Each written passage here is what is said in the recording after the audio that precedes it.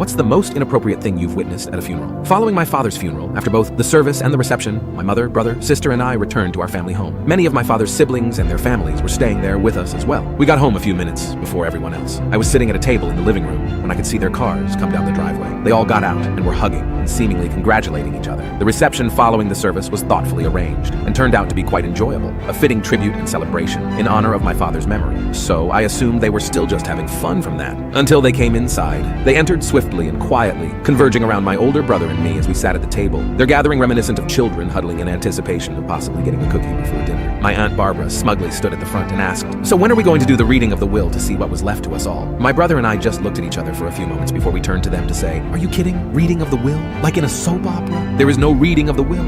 Everything that belonged to my father now just belongs to my mother." The look of defeat, but not shame, was disgustingly